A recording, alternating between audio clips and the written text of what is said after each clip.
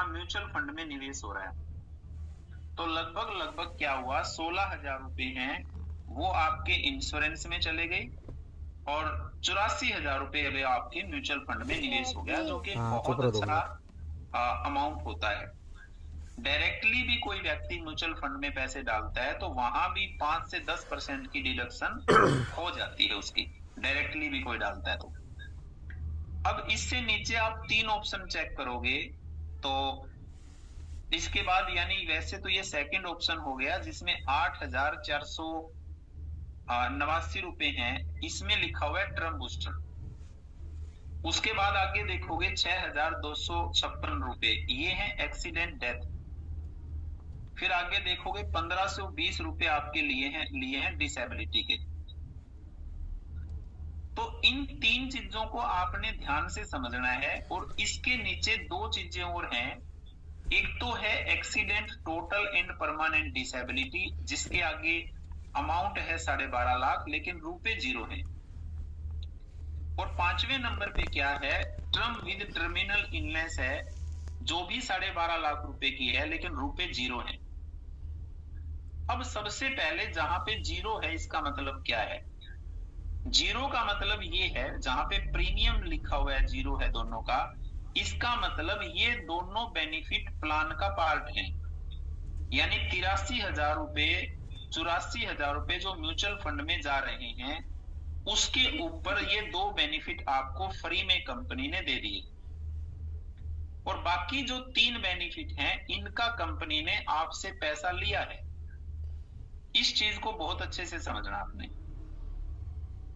और यही वजह है कि जब भी फंड वैल्यू ज्यादा होती है, मान लो 20वें साल में व्यक्ति की डेथ हो गई, अब फंड वैल्यू क्या थी, 1 करोड़।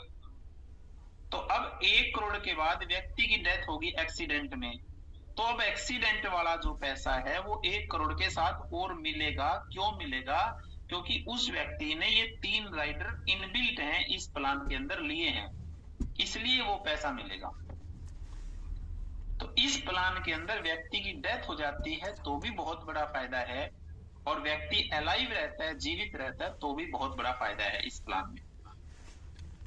अब यहाँ पे अपने को क्या समझना है, सबसे पहली चीज कि अगर व्यक्ति की नेचुरली डेथ होगी, हम इसको 1256 को सिर्फ हम 12.5 लेंगे समझने के लिए, ताकि कैलकुलेशन में आसानी रहे।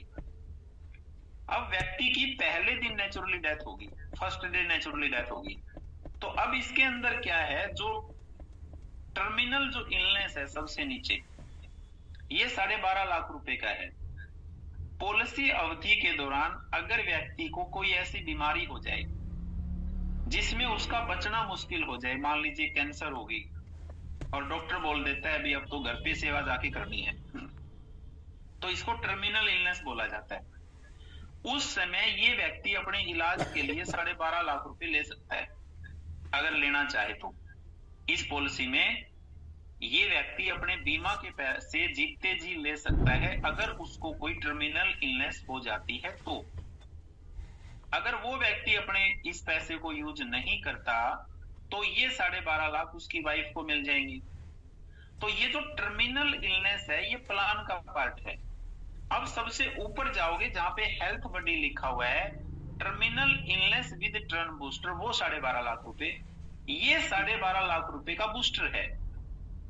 तो अगर ये व्यक्ति एक किस्त भरते ही नेचुरली इसकी डेथ होगी तो 12.5 ऊपर वाले, 12.5 नीचे वाले, 25 लाख रुपए नॉमिनी को जाएंगे।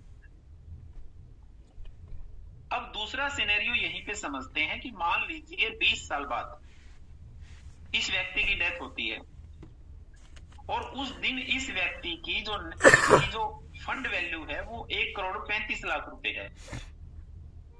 अब यहां पे क्या है कि 1 करोड़ 35 लाख रुपए तो वो मिलेंगे, लेकिन जो ये नीचे वाला टर्म बूस्टर है ये नहीं मिलेगा। क्यों नहीं मिलेगा? क्योंकि टर्म इलनेस में और फंड वैल्यू में जो ज्यादा है वो दे देगी कंपनी। तो 12.5 लाख में और 1 करोड़ 35 लाख में ज्यादा क्या है, 1 करोड़ 35 लाख रुपए। लेकिन ऊपर वाला जो टर्म बूस्टर है जिसके लिए आपने 6,000 रुपए पे किए हैं, ये आपको कंपनी देगी। तो 1 करोड़ 35 लाख प्लस में 12.5, 1 करोड़ 47 लाख 50 हजार रुपए अब नॉमिनी को जाएंगे। दूसरी बात समझनी है, एक्सीडेंट डेथ बेनिफिट कितना है इस पॉलिसी में? 37 लाख है। हम राउंड फिगर में 38 लाख रुपए ले लेते हैं। अब इस व्यक्ति की जो डेथ है, एक किस्त भरते ही यानी 1 लाख रुपए भरे और इसकी एक्सीडेंट में डेथ हो गई, तो नॉर्मल डेथ के कितने हैं इसके? 25 लाख रुपए। और एक्सीडेंट डेथ के कितने हैं इसके? 38 लाख रुपए। अब 25 लाख में 38 लाख जुड़ेंगे, 25 लाख में 38 लाख जुड़ेंगे, 63 लाख रुपए एक्सीडेंट डेथ में नॉमिनी को जाएंगे इस प्लान में। 40 लाख रुपए 38 लाख रुपए नहीं जाएंगे, 38 में 25 जुड़ेंगे। अब इस व्यक्ति की जो डेथ है वो बस में हो गई, ट्रेन में हो गई, मेट्रो में हो गई, एरोप्लेन में हो गई, तो ये जो 38 लाख रुपए का क्लेम है ये डबल हो जाएगा। यानी 38 लाख कितने हो गए? 38 दूनी 76 लाख रुपए तो ये हो गए, और नेचुरली डेथ के 25 लाख रुपए हो गए। इस व्यक्ति की नॉमिनी को 1 करोड़ 1 लाख रुपया अब मिलेगा।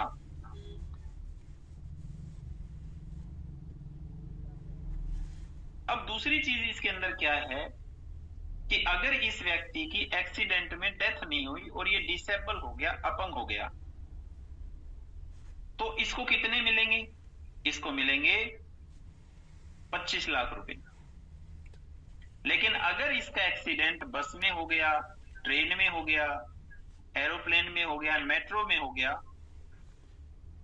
तो इसकी जो फैमिली है उसको मिलेंगे 25 का डबल 50 लाख रुपए इसको मिलेंगे।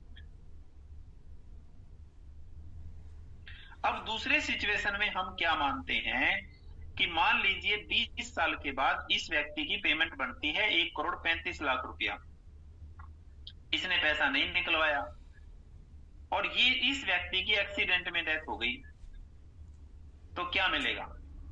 तो 1 करोड़ 35 लाख रुपए तो मिलेंगे मिलेंगे, प्लस में नेचुरली डेथ के 2 पार्ट हैं, 12.5 12.5, तो 12.5 वाला पार्ट प्लान का हिस्सा है, नहीं मिलेगा। 12.5 लाख वाला ऊपर वाला 12.5 लाख रुपए वो मिलेगा, प्लस इसकी डेथ एक्सीडेंट में हो गई तो इसमें 38 लाख रुपए और ऐड हो जाएंगे।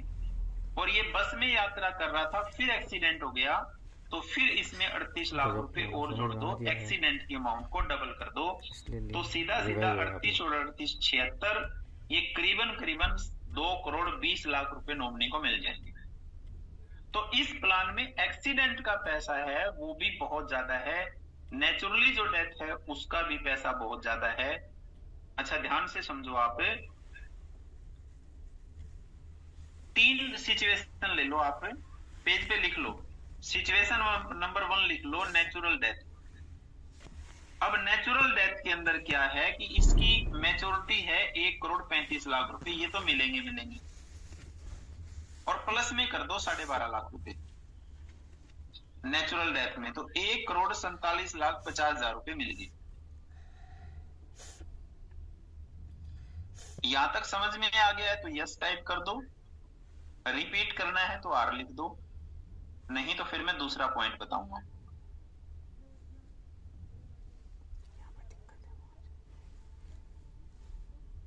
नेचुरल डेथ में क्या है राजीव जी? राजीव जी आपने डायरी पेन लिया हुआ है क्या? एक बार ये भी बताएं मेरे को।